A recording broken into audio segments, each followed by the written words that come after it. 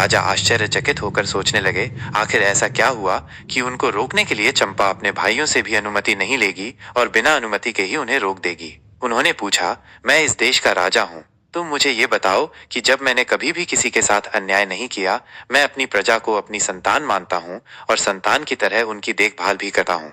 मैंने कभी किसी पशु पक्षी को भी तकलीफ देने की नहीं सोची, फिर तुम ऐसा क्यों कह रही हो? इस बार चंपा के पौधे से आवाज आई कि आप अपनी पूरी प्रजा को संतान मानते हैं, परंतु आप उसी पर विश्वास करते हैं जो दूसरे आपसे कहते हैं। आप स्वयं कभी भी सच्चाई जानने की कोशिश नहीं करते। आपने प्रजा को संतान माना, लेकिन आपने आपकी अपनी संतान की खोज खबर करने की कभी भी कोशिश नहीं की। आपने कभी ये जानने की कोशिश नहीं की कि आपकी अपनी संतान कहाँ है, आपकी अपनी संतान कैसी है। आप ही बताइए, क्या कभी आपने ये सब जानने का प्रयास किया? आप अपने राज्य की सुरक्षा करने की बात करते हैं, लेकिन आप तो अपनी गर्भवती पत्नी की सुरक्षा नहीं कर पाए। आपने एक सच्ची नारी का विश्वास नहीं किया और उन्हें धोखेबाज कहकर नौकरानी बना दिया। इस प्रकार हमारी मृत्यु के षड्यंत्र में आप भी शामिल हो गए महाराज। जब आप अपनी पत्नी को ही सुरक्षा नहीं दे पाए, तो किसी और को क्या सुरक्षा दे पाएंगे? राजा ने पूछा, तो क्या अब आपके फूलों को कोई नहीं तोड़ पाएगा? चंपा के पौधे ने कहा, ये जानने का अधिकार आपको नहीं है, इसलिए आप वापस जाएं और अपने राज्य का संचालन करें, युद्ध लड़ें। आपकी प्रजा आपकी संतान अवश्य है, लेकिन उस प्रजा की, उस संतान की देखभाल करने के कारण आप अपनी संतान की अपने होने वाले बच्चों की रक्षा नहीं कर पाए। इसलिए आप यहाँ से जाइए। राजा के पास कहने के लिए अब कोई शब्द नहीं थे, इसलिए वो अपने स्थान पर आकर चुपचाप बैठ गए। अब मंत्री जी ने राजा से कहा, महाराज, अब यदि आप आदेश दें तो हम छोटी रानी राजलक्ष्मी को एक बार फूल तोड़ने के लिए पौधे के पास भेज दें।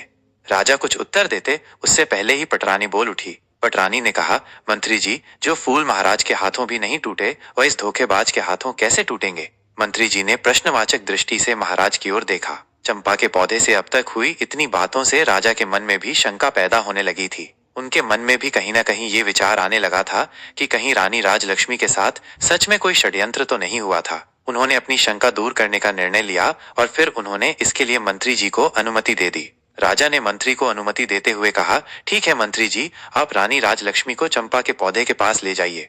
अब मंत्री जी रानी राजलक्ष्मी को फूल तोड़ने के लिए कहते हैं। रानी उठती है और देखती है कि चंपा के पौधे की डालियां आकाश की काफी ऊंचाई पर हैं। ये देखकर वो कहती हैं, मंत्री जी, मेरे हाथ वहां इतनी ऊंचाई पर कैसे पहुंचेंगे? मंत्री जी ने कहा, रानी जी, आप एक बार वहां पर जाकर तो देखिए। आपसे पहले इतने लोगों ने कोशिश की है, इतने लोग फूल को नहीं तोड़ पाए। अभी अभी आपने देखा कि महाराज भी फूल नहीं तोड़ पाए, इसलिए आप घबराइए मत। यदि आपसे भी नहीं टूटेगा तो क्या हुआ, छोड़ दीजिएगा, लेकिन आप चलिए तो सही। जब मंत्री जी ने रानी को इस प्रकार समझाया, तो रानी हिम्मत करके चलती हुई चंपा के पौधे के पास आई और उसने अपने हाथ बढ़ाकर अपने पास से जाते हुए चंपा के पौधे के तने को छुआ और उसे बहुत प्यार से सहलाया। रानी को लगा जैसे उस स्पर्श से उन्हें सुख मिल रहा है, असीम आनंद आ रहा है। वो पौधे को सहला रही थी, तभी पौधे से आवाज आई, हे भैया बांस। आवाज उसकी रुंधी हुई थी। बांस ने कहा, बहन चंपा, तुम रो रही हो? चंपा ने कहा, हमारी माँ फूल लेने आई है, उन्होंने मेरा बहुत ही प्यार से स्पर्श किया है। उनका प्रथम कोमल स्पर्श पाकर मैं आनंदित हो गई, इसलिए मेरा हृदय भावुक हो गया और आज मैं द्रवित हो गई हूँ। आप मुझे आदेश दें कि अब मैं क्या करूँ। मेरी तो इच्छा हो रही है मैं अपनी माँ के चरणों में अपने सारे फूल समर्पित कर दूं। इस पर सभी बांस के पौधों से एक साथ आवाज आई, हाँ बहन चंपा, बिल्कुल सही है, तुम्हारा दिल जो कह रहा है वही करो। माँ के चरणों में तो स्वर्ग है, माँ के चरणों का स्पर्श कर लो। इस आवाज के साथ ही सभी ने बड़ी हैरानी से देखा कि सारी डालियां झुककर रानी के चरणों को छूकर रानी राजलक्ष्मी के चारों ओर फैल गईं।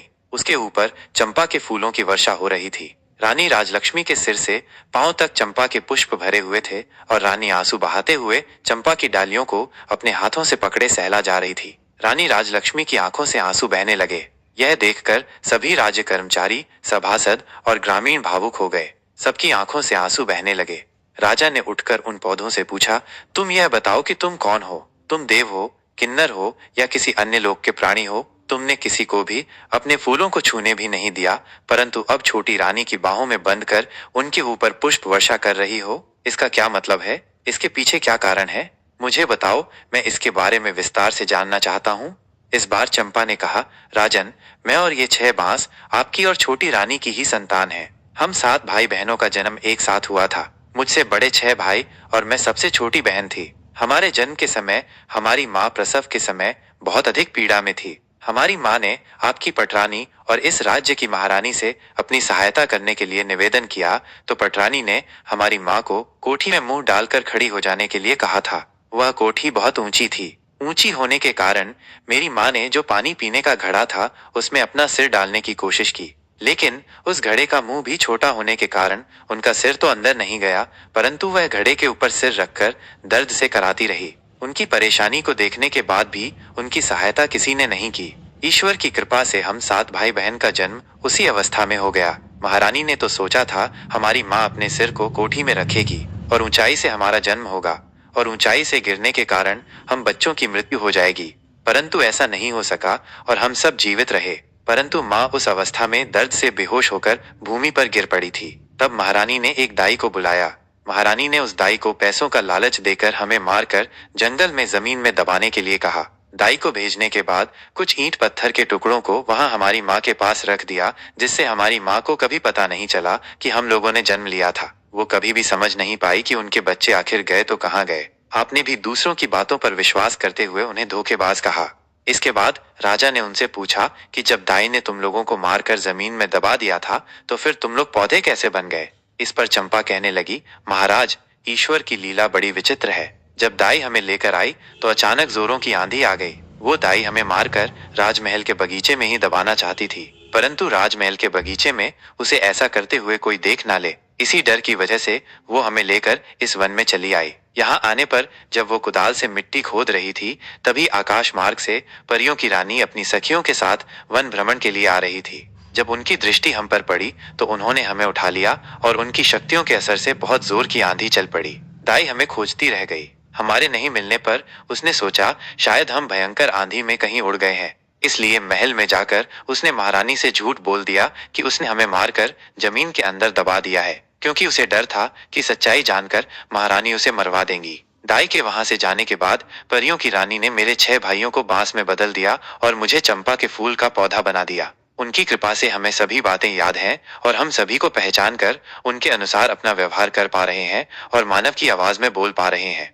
राजा कहने लगा, तो क्या तुम लोग अपने असली रूप में नहीं आ सकते। चंपा कहने लगी, महाराज, हम अपने असली रूप में आ सकते हैं अगर हमारी माँ सभी बांस से एक एक पत्ती और मेरे पौधे से एक पत्ती ले, फिर इन सभी 7 पत्तियों को गोलाई में रखकर परियों की रानी का नाम लेकर प्रार्थना करेंगी और कहेंगी, हे परी रानी, मेरे बच्चे मुझे वापस कर दो, तो हम सभी पुनः अपने असली रूप में आ जाएंगे।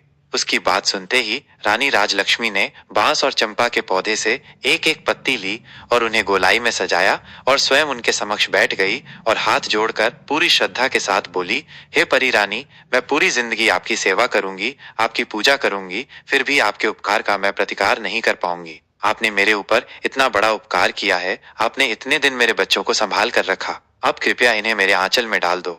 माँ परी रानी, मुझे मेरे बच्चों से मिला दो। आश्चर्य, पल भर में देखा गया बांस के पौधे और चंपा का पौधा विलीन हो गया। वहां पर लगभग 5 वर्ष की उम्र के 6 बालक और एक बालिका उपस्थित दिखे। रानी और राजा ने आगे बढ़कर सभी बच्चों को अपनी बाहों में समेट लिया। रानी राजलक्ष्मी की तो हिचकियां ही बंधी हुई थी, वो तो रोए जा रही थी। राजा भी बच्चों को अपने सीने से लगाए अपनी आंखों से आंसू वर्षा किए जा रहे थे। गांव की जनता, सभासद, सभी रानियां बिल्कुल मौन होकर ये दृश्य देख रहे थे। कुछ देर के बाद जब राजा होश में आए तब उन्होंने वहीं पर अपना दरबार लगा दिया और दरबार में पहला राज्य आदेश दिया कि सभी 6 रानियां रानी बनने के योग्य नहीं है, इसलिए आज से और अभी से मैं इनका परित्याग करता हूँ। छोटी रानी राजलक्ष्मी को इतने दिन जो कष्ट सहन करने पड़े उसके लिए मैं उनसे क्षमा मांगता हूँ और उन्हें अपनी पटरानी बनाता हूँ। शेष सभी 6 रानियों को राजकुमार और राजकुमारी की हत्या के षड्यंत्र रचने के लिए दोषी मानते हुए उन्हें मृत्यु दंड दिया जाता है। महाराज ने अपने महामंत्री से कहा, मंत्री जी, मेरे आदेश का तुरंत पालन किया जाए।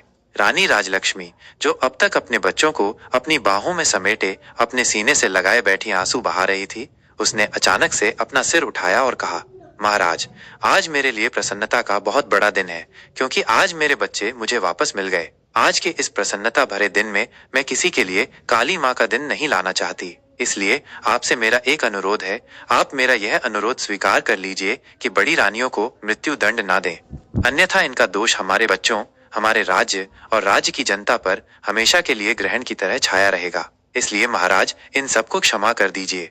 राजा ने कहा, रानी, आपका दिल बहुत विशाल है, इसमें सबके लिए क्षमा है, परंतु राजकार्य में क्षमा करने से दोषी दूसरी बड़ी परेशानी खड़ी करते हैं। इसलिए इन्हें क्षमादान तो नहीं दिया जा सकता, परंतु आपके अनुरोध पर इनका दंड कुछ कम करके आजीवन कारावास में बदल रहा हूँ। जब तक ये जिंदा रहेंगी, कारावास में रहेंगी। इस कारावास में इन्हें एक समय का भोजन मिलेगा, परंतु कारावास के बाहर यह एक पल के लिए भी निकल नहीं पाएंगी। यही इनका दंड होगा। इसके बाद राजा और रानी राजलक्ष्मी ने सभी ग्रामीणों को अपनी तरफ से कई उपहार दिए और सभी मंत्रियों और दास दासियों के साथ राजधानी लौट आए। आते समय दृश्य बदल चुका था। राजा के साथ रथ में रानी राजलक्ष्मी थी, उनके साथ ही बच्चे घोड़े पर सवार थे और 6 रानियां बंदी की अवस्था में सैनिकों के बीच चलती हुई पैदल राजमहल की ओर जा रही थी। राजमहल पहुंचने पर उन्हें कारावास में डाल दिया गया। राजा रानी राजलक्ष्मी के साथ सुखपूर्वक 7 बच्चों और राज्य की जनता का पालन करते हुए अपना जीवन बिताने लगे। रानी राजलक्ष्मी के दिन जैसे फिरे भगवान की कृपा से, वैसे ही राज्य के सभी लोगों के जीवन में भी खुशियां आ गईं। भगवान अच्छों के साथ हमेशा अच्छा करते हैं। बुरे काम का परिणाम बुरा ही होता है। दोस्तों, कहानी कैसी लगी कमेंट करके जरूर बताना और ऐसे ही रोचक कहानी सुनाने के लिए हमारे चैनल को सब्सक्राइब जरूर करना। वीडियो को लास्ट तक देखने के लिए बहुत बहुत धन्यवाद।